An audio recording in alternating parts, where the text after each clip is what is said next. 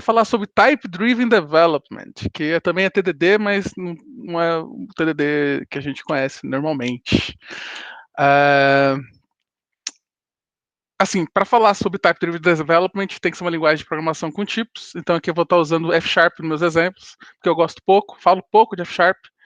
É, mas tem as motivações. Ela é uma linguagem estaticamente tipada e possui tipos algébricos, o que é extremamente importante para esse tipo de approach de design de código. Então a gente começa falando sobre tipos.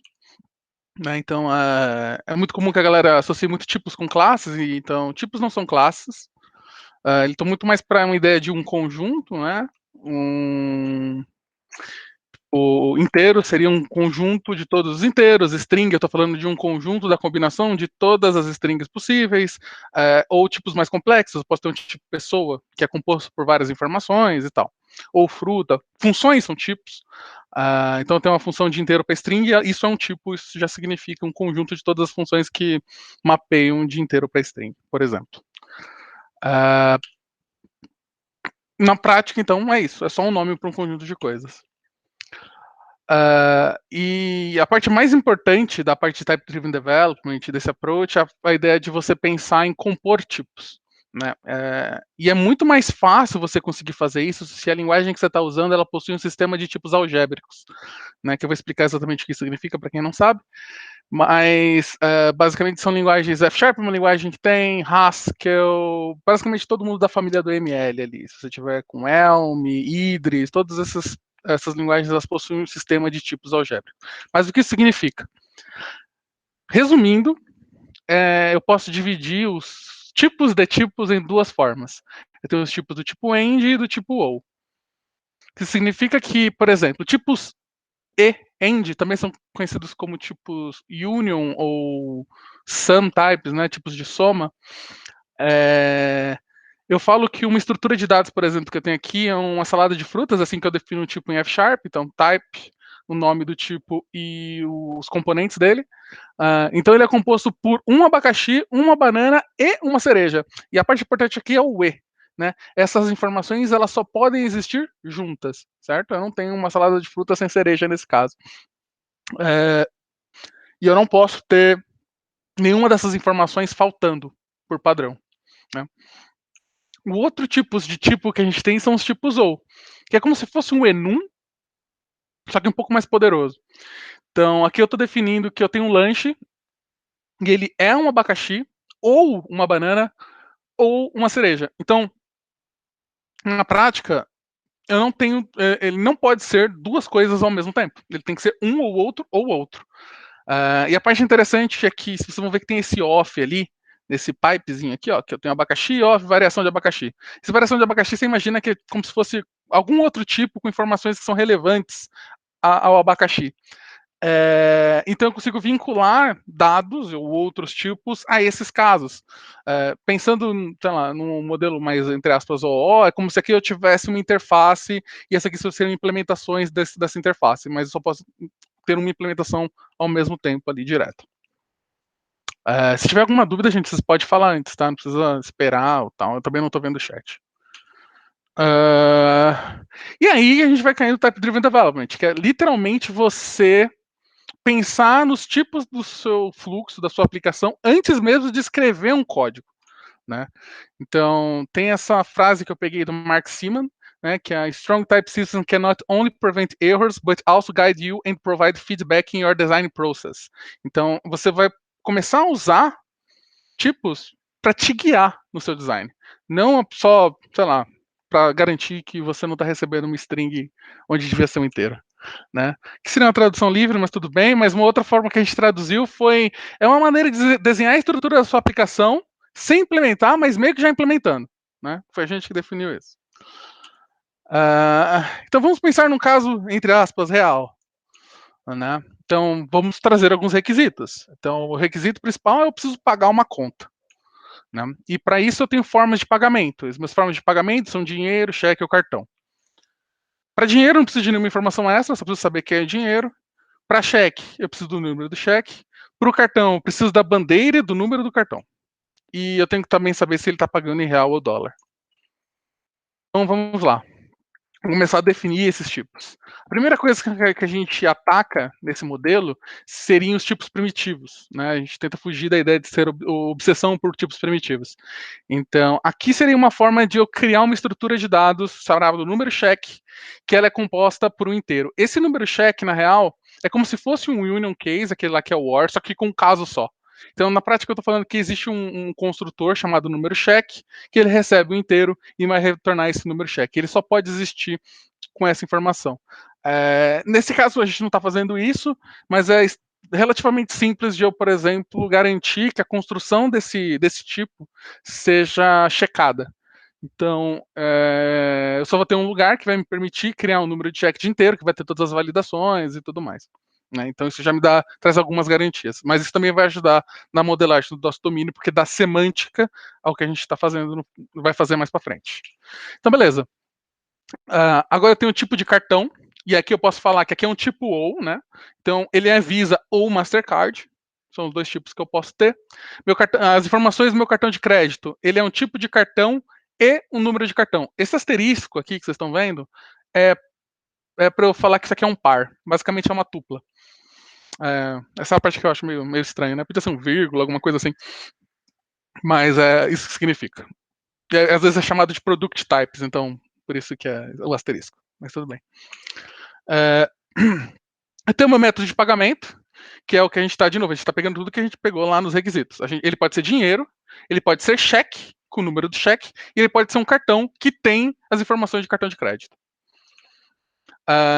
Isso aqui é uma peculiaridade do F#, então vai depender muito da linguagem que você estiver usando, você vai poder ter esse tipo de coisas que podem ajudar a dar mais semântica, mais segurança no seu sistema de tipos. No caso, eu consigo criar um measure, uma unidade de medida, e eu começo a falar que um tipo ele pode ser decimal reais, aqui eu só estou dando um eles para ele, estou falando que um valor é um decimal de reais, mas isso permite com que eu não consiga confundir, por exemplo, se eu estiver lidando com decimal de alguma outra coisa, misturando com decimal de reais.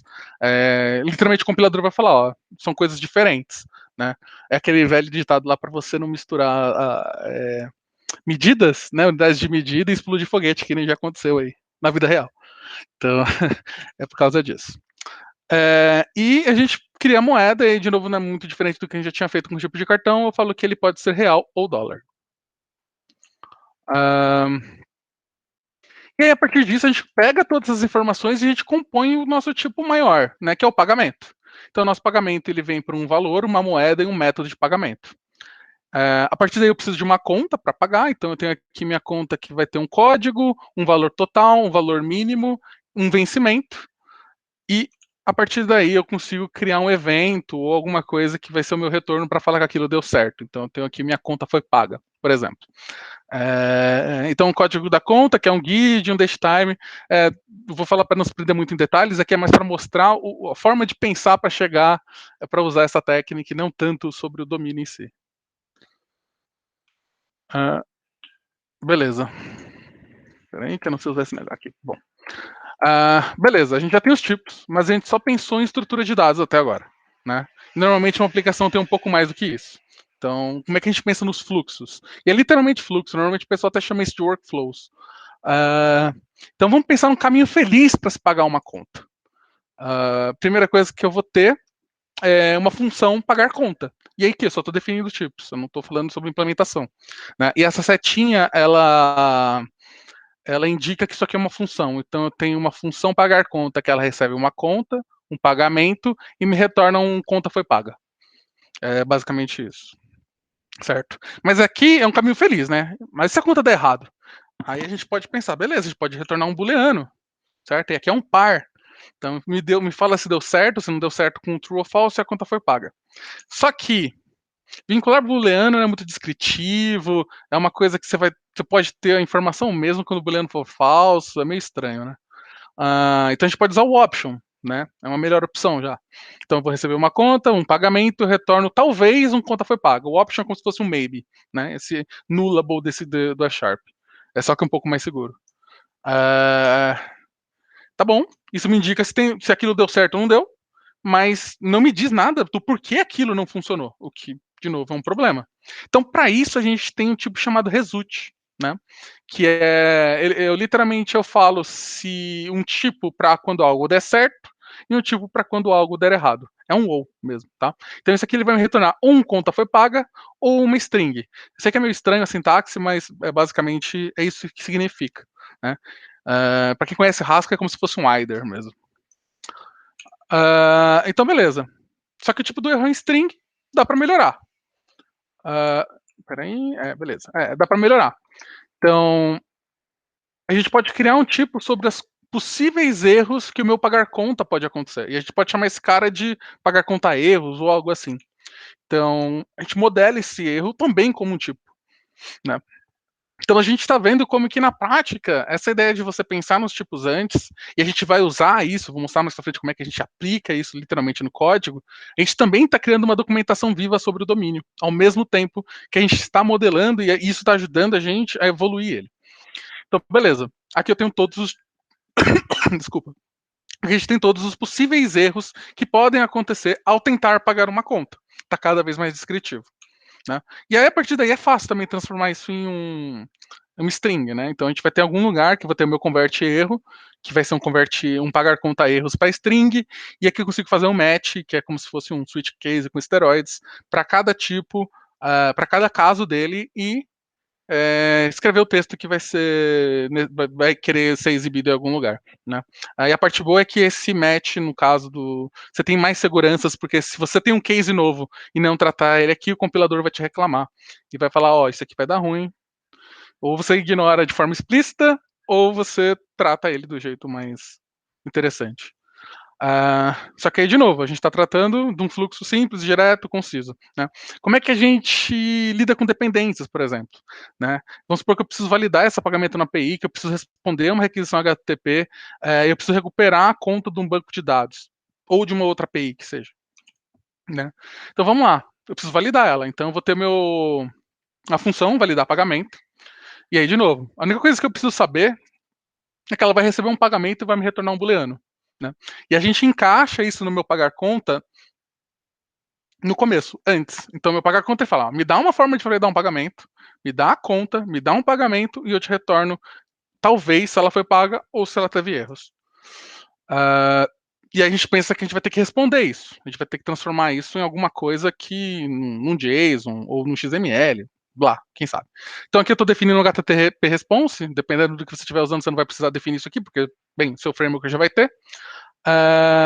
E aqui eu tenho uma função que vai retornar, que vai pegar aquele meu resultado, né, que tem os erros ou a conta foi paga, e vai transformar num HTTP response. Como ele vai fazendo isso, não importa. Né? E a maior parte das coisas que a gente está fazendo aqui, como que isso vai ser feito? Não importa. Né? Isso é detalhes de implementação. Aí, normalmente, a gente não vai ter uma model bonitinha de prima, né? A gente vai ter uma DTO ou algum input, alguma coisa, né? Então, eu tenho uma forma mais crua de dados, que eu chamei de pagamento DTO, e eu tenho uma função para obter uma conta por ID. Se isso vai no banco, se isso vai num arquivo de TXT, se isso vai no API, também, importa pouco. Né? O que eu quero saber é que tem uma forma de obter uma conta pelo ID. E a gente junta tudo isso aqui no nosso fluxo de pagamento de conta. Né? E aí tem várias formas de fazer isso. Você podia ter colocado isso direto no pagar conta, evoluir ele e tal. Né? Nesse caso, eu fiz como se fosse um fluxo dentro do fluxo. Então, você me dá uma forma de obter uma conta por ID, uma forma de validar o pagamento, isso aqui é uma dependência. Então, isso aqui já me dá também a forma que eu vou testar esse tipo de coisa, por exemplo. Eu só preciso passar funções, basicamente, para ele. Me dá uma DTO de pagamento, me dá o método de pagar a conta e eu te retorno a resposta HTTP. Né? Então, é extremamente descritivo. Né? E aqui o compilador vai te ajudando em tudo que você está fazendo. E aí a parte legal é que se você for pensar na implementação disso, ela fica muito direta, né? Porque aqui eu só estava falando que o meu fluxo de pagar conta, ele é do fluxo pagar conta, e o F# tem a maravilhosa feature de inferir os tipos de tudo, embora a gente tá até agora escrevendo tipos, você não precisa, né? Ele infere a tipagem estática de tudo. Aqui eu estou falando que ele é um pagar conta e a partir daqui ele já sabe quais são todos os parâmetros. Aqui é um lambda que eu estou atribuindo nessa variável, né? Aqui deveria ter um tab, tá? Aqui eu acho que na formatação usou. E aí basicamente eu estou falando, eu tenho um pagamento que eu transformo minha DTO num pagamento, eu tenho minha conta que eu obtenho por ID pelo código que estava recebendo do DTO, eu pago a conta passando, eu crio uma função de pagar conta, passando meu validar conta para pagar conta, faço o resultado, então eu pago a conta com o pagamento, e o resultado eu falo, beleza, ok, tá pago, retorno 200, tá, deu erro, bababá, status 400, ou qualquer coisa do tipo. Né? Então isso aqui seria a implementação baseada naquilo que a gente fez. Mas ela fica muito mais simples e muito mais direta, porque bem, a gente já pensou em todo o caminho que isso deveria ter feito antes de ter que escrever o primeiro if, né? Mesmo que não tenha if nesse código. E a gente pode evoluir um pouco mais essa ideia. Né? Eu não quero tocar mais naquela ideia, porque eu acho que vai ficar mais complexo, mas vamos supor que eu tenho aqui um gerar recibo, que na real imprime isso, sei lá, numa impressorinha. Né? E aí eu tenho, você me dá uma conta e eu te retorno um unit. Unit é como se fosse um void, é um valor, mas que ele não significa que algum efeito colateral aconteceu, ou que não tem valor. E aí você olha para esse gerar recibo, e você fala, faz sentido eu gerar recibo para uma conta que nunca foi paga? Não faz. Então, como é que eu sei que ela já está paga? De novo, a gente pode colocar um booleano e falar, beleza, tá pago, né, resolvido.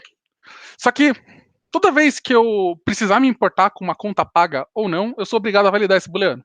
Né? Então, é uma informação que ela meio que vai perpetuar ali em todo lugar que for consultar essa conta. E se importa, se o meu domínio isso é realmente importante, se uma conta diferenciar uma conta paga de uma conta não paga. Então, e se o código nem compilar se a conta não estiver paga? Eu acho que essa é uma boa ideia. Então, um padrão que a gente acaba seguindo é trocar flags por tipos. Então, ao invés de eu ter um booleano, eu tenho uma conta pendente e uma conta paga. Né? No caso aqui, os campos estão repetidos e lá embaixo eu tenho um data de pagamento do datetime para falar qual foi o momento que essa conta foi paga. E aí, para fazer esse tipo de coisa, você tem várias opções. Você pode ou copiar e colar, que nem eu fiz aqui, e ter mesmas informações. Você pode fazer um genérico, você pode usar composição e ter as informações da conta dentro. Bem, isso não importa tanto para a ideia. A ideia é você ter de uma forma muito clara o que é o estado de uma entidade sua no seu domínio em momentos diferentes como tipos. Então, beleza. Agora eu tenho meu tipo conta, que ele pode ser uma conta pendente ou uma conta paga. Né? E a gente pode evoluir o nosso código agora em cima disso. Então, a gente vai falar que aqui eu tenho meu validar pagamento, beleza, papapá. Eu tenho meu gerar recibo, que recebe um unit. E aqui a parte interessante é o seguinte: eu não estou recebendo mais uma conta. Eu estou recebendo uma conta pendente. Isso, inclusive, garante que é impossível. Eu não preciso nem testar em tentar pagar uma conta que já foi paga. Porque não compila, não funciona. Né?